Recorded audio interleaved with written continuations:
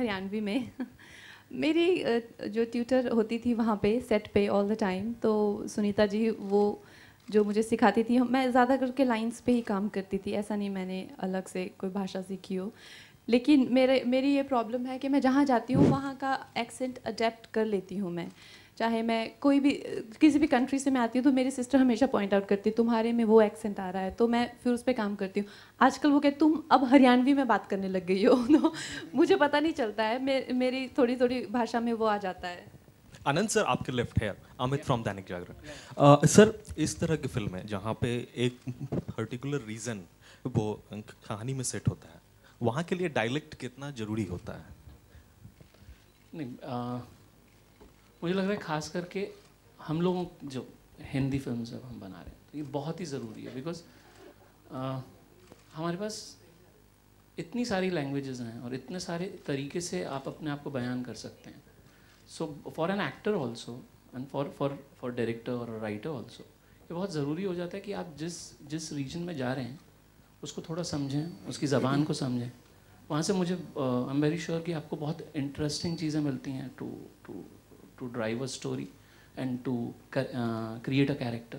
So language is a very important part of it. और हरियाणा के मतलब किन इश्यूज को भी डील किया है आपने, बिकॉज वहाँ मतलब ढेर सारी चीज़ें भी मतलब हाँ, मतलब अगर आप वैसे पूछेंगे तो ये एक it's a complete family film और एक अपर फ्रंट पे किसी एक इशू को लेके हम बात नहीं कर रहे हैं.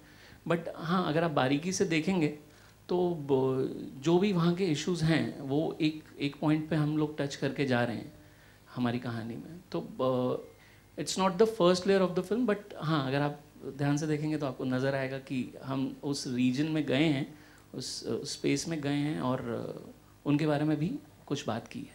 और ऋषिका मैम आपसे सवाल था कि NH10, क्वीन, तनु वेड्स मनु, मतलब ह्यूमन सेंट्रिक फिल्मों को मतलब एकदम सपोर्ट करने का लगता है पूरा झंडा आपने उठाया हुआ है.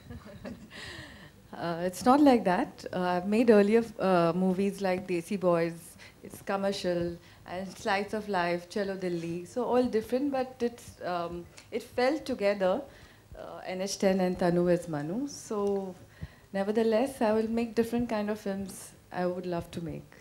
Hi Madhavan, here. Sonika here. How are you? Very good. Sulika, you said? Sonika. Sonika. Yeah. Trailer बहुत ही खूबसूरत है. Kangana and you both are rocking the movie. I want to ask you, अगर आपकी वाइफ आपको हनीमून पे Gaza ले जाना चाहे तो आपका क्या रिएक्शन होगा?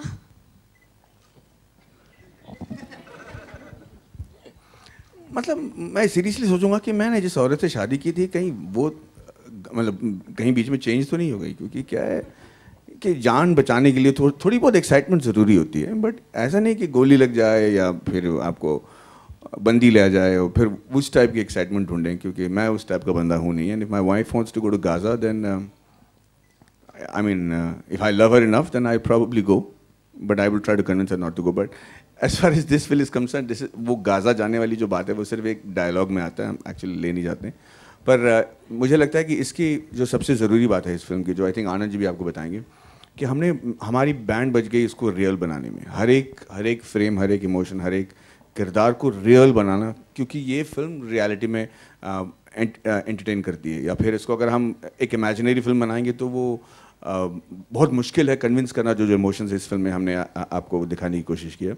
तो वी एक्चुअली डाइड, एंड इसीलिए जो है हम प्रमोशन में भी आप देख रहे हैं कि हम तनु वनु बन के नहीं आ रहे, हम मैडी और कंगना बन के आ रहे हैं, because we want to keep it as real as possible.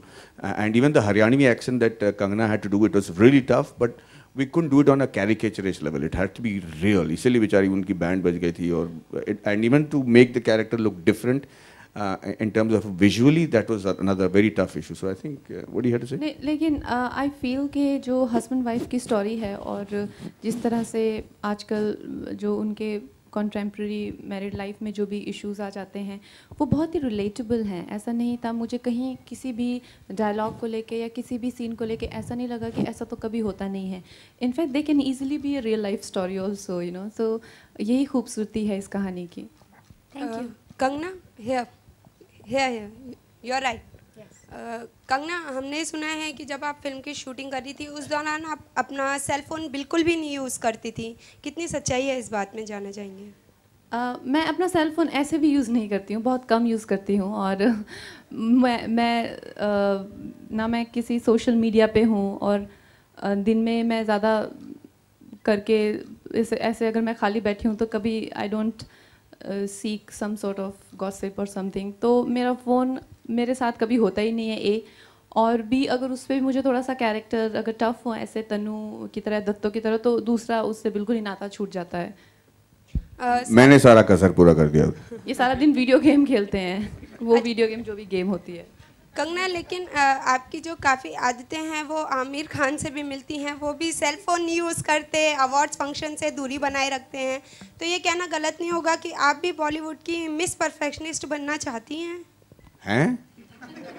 पूछ नहीं रही हैं, ये मतलब है नहीं कर रहा, ऐसा क्वेश्चन है क्या? कंगना भी आमिर खान के नक्शे कदम पे चल चुकी हैं, तो क्या कहना है? ऐसे कुछ नक्शे कदम ख़राब तो नहीं है, अगर उन पे चलना भी चाहें तो तो अच्छा है। वो हमसे इतने इतने बड़े स्टार हैं और उनसे कुछ सीखने को ही मिलता है। वैसे वो भी पाइसीज़ हैं, मैं भी, आई एम 23 मार्च, वो भी नंबर 5 हैं। तो I am also, he is also 14 March. तो थोड़ा सा हम लोग जो Pisces, I am a cusp between Aries and Pisces, तो थोड़ा सा एक जैसा नेचर होता है, बहुत ही सेंसिटिव, इमोशनल, ड्रीमी, इस तरह से। तो उनसे ही नहीं, मुझे लगता है मेरी आदतें काफ़ी पाइसीज़ लोगों से मिलती हैं। कंगना, शादी के बारे में आपका क्या ख्याल है? शादी के बारे में कुछ बताएं, मतलब